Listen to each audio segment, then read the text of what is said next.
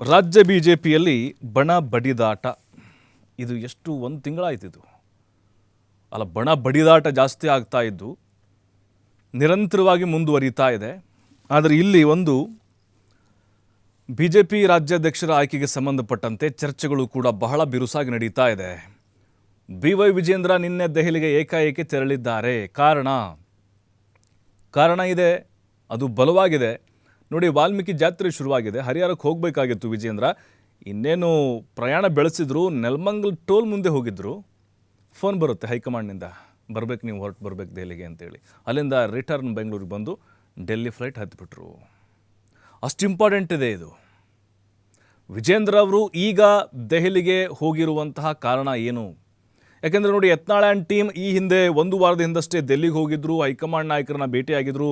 ಮತ್ತು ಕೆಲವು ನಾಯಕರನ್ನ ಭೇಟಿ ಆಗೋಕ್ಕಾಗಲಿಲ್ಲ. ಅವ್ರಿಗೆ ಒಂದು ದೂರಿನ ಪಟ್ಟಿಯನ್ನು ಕೊಟ್ಟಿದ್ದರು ಹೈಕಮಾಂಡ್ ಮುಂದೆ, ವಿಜೇಂದ್ರ ವಿರುದ್ಧ ಅಧ್ಯಕ್ಷರ ಬದಲಾವಣೆ ಆಗಲೇಬೇಕು ಅಂತೇಳಿ. ಮತ್ತು ಯಡಿಯೂರಪ್ಪನವರು BY ವಿಜೇಂದ್ರ ಅವರ ವಿರುದ್ಧ ಕೆಲವೊಂದಿಷ್ಟು ಆರೋಪಗಳನ್ನು ಮಾಡಿದ್ರು. ಭ್ರಷ್ಟಾಚಾರದ ಆರೋಪ, ವಂಶ ಪಾರಂಪರೆ, ಮತ್ತು ತಮಗೆ ಈ ಜಿಲ್ಲಾಧ್ಯಕ್ಷರ ಆಯ್ಕೆಗೆ ಸಂಬಂಧಪಟ್ಟಂಗೆ ಏನೇನಿದೆಯೋ ಅಸಮಾಧಾನ ಎಲ್ಲ ಹೊರ ಹಾಕಿದರು. ಬಟ್ ವಿಜೇಂದ್ರ ಅವರು ಹೇಳಿದರು ಇನ್ನೊಂದು ವಾರದಲ್ಲಿ ಎಲ್ಲ ಬಗೆಹರಿಯುತ್ತೆ ಅಂಥೇಳಿ. ಈಗ ವಿಜೇಂದ್ರ ಕೂಡ ಸೆಕೆಂಡ್ ಟೈಮ್ ಹೋಗಿರೋದು, ಹಿಂದೆನೂ ಕೂಡ ಅವರು ಕರೆಸ್ಕೊಂಡಿದ್ರು.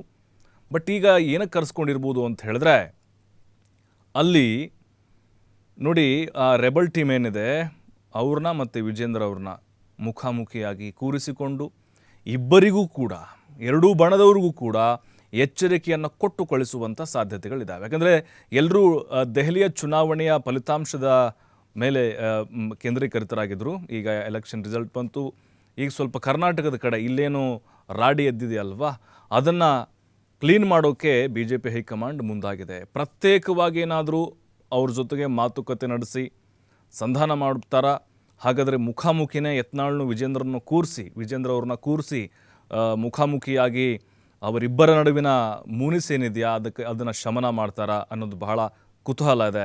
ಯಾಕಂದರೆ ದಿನೇ ಅದು ಉಲ್ಬಣ ಆಗ್ತಾ ಇದೆ. ವಾಲ್ಮೀಕಿ ಜಾತ್ರೆಯಲ್ಲೂ ಕೂಡ ಯತ್ನಾಳ್ ಅಬ್ಬರಿಸಿದ್ರು. ಮತ್ತು ಹಾಗಾಗಿಯೇ ಈಗ ಕರ್ನಾಟಕದಲ್ಲಿ BJPಯಲ್ಲಿ ಎದ್ದಿರುವಂತಹ ಈ ಬಣ ಗದ್ದಲ ಏನಿದೆಯಲ್ವಾ, ಇದು ತಾರಕಕ್ಕೆ ಹೋಗಿದೆ. ಹೈಕಮಾಂಡ್ ಕೂಡ ಈಗ ಮಧ್ಯಪ್ರವೇಶವನ್ನು ಮಾಡಿದೆ. ಈಗಲಾದರೂ ಕೂಡ ಈ ಕಾದಾಟ ಕಚ್ಚಾಟಕ್ಕೆ ಹೈಕಮಾಂಡ್ ಬ್ರೇಕ್ ಹಾಕುತ್ತಾ ಅನ್ನೋದು ಬಹಳ ಕುತೂಹಲ. ಯಾಕಂತ ಹೇಳಿದ್ರೆ ವಿಜೇಂದ್ರ ಕೂಡ ಪ್ರೆಸ್ ಮೀಟನ್ನು ಮಾಡಿ ಪಕ್ಷದ ಹಿರಿಯ ನಾಯಕರ ವಿರುದ್ಧ ಅಸಮಾಧಾನವನ್ನು ಹೊರಹಾಕಿದ್ರು. ಯಡಿಯೂರಪ್ಪನವ್ರ ಬಗ್ಗೆ ಇಷ್ಟೆಲ್ಲ ಮಾತಾಡ್ತಿದ್ರು ಕೂಡ ಯಾರೊಬ್ಬರು ಬರ್ತಿಲ್ವಲ್ಲ ನಮ್ಮ ತಂದೆ ಪರವಾಗಿ ಮಾತನಾಡಲಿಕ್ಕೆ ಎಚ್ಚರಿಕೆ ಕೊಟ್ಟಿದ್ರು ಅವರು. ಹಾಗಾಗಿನೇ ಈಗ ವಿಜೇಂದ್ರ ಅವ್ರನ್ನ ಕರೆಸಿರುವಂತಹ ಒಂದು ಏನು ಉದ್ದೇಶ ಅಂತ ಹೇಳಿದ್ರೆ, ಅವ್ರಿಗೆ ಕೆಲವೊಂದಿಷ್ಟು ಸಲಹೆಗಳನ್ನು ಕೊಡಬಹುದು. ನೋಡಿ, ಇದೇ ತಿಂಗಳ ಅಂತ್ಯದ ಒಳಗಡೆ BJP ರಾಜ್ಯಾಧ್ಯಕ್ಷರ ಆಯ್ಕೆ ಪ್ರಕ್ರಿಯೆ ಫೈನಲ್ ಆಗಬಹುದು. ಹೈಕಮಾಂಡ್ ತಲೆಯಲ್ಲಿರೋದು ವಿಜೇಂದ್ರ ಅವರನ್ನ ಸ್ಥಾನದಲ್ಲಿ, ಅಂದರೆ ಅಧ್ಯಕ್ಷ ಸ್ಥಾನದಲ್ಲಿ ಮುಂದುವರಿಸಬೇಕು ಅಂಥೇಳಿ. ಯತ್ನಾಳ ಬಣ ಪಟ್ಟು ಹಿಡಿದಿರೋದು ನಮ್ಮ ಬಣದಿಂದ ಯಾರನ್ನಾದರೂ ಒಬ್ಬರನ್ನ ಅಧ್ಯಕ್ಷರು ಮಾಡಬೇಕು ಅಂಥೇಳಿ. ಅಂದರೆ ಇಲ್ಲಿ ವಿಜೇಂದ್ರ ಅವ್ರನ್ನೇನಾದರೂ ಅಧ್ಯಕ್ಷಗಿರಿಯಿಂದ ತೆಗೆದುಬಿಟ್ರೆ ಯಡಿಯೂರಪ್ಪನವ್ರನ್ನ ವಿರೋಧ ಕಟ್ಕೊಂಡಂಗೆ ಆಗ್ಬಿಡುತ್ತೆ, ಅಂದರೆ ಲಿಂಗಾಯತರ ಎಫೆಕ್ಟ್ ಆಗಿಬಿಡುತ್ತೆ. ಈ ರೀತಿಯ ಭಯ ಕೂಡ ಹೈಕಮಾಂಡ್ಗೆ ಕಾಡ್ತಾ ಇದೆ.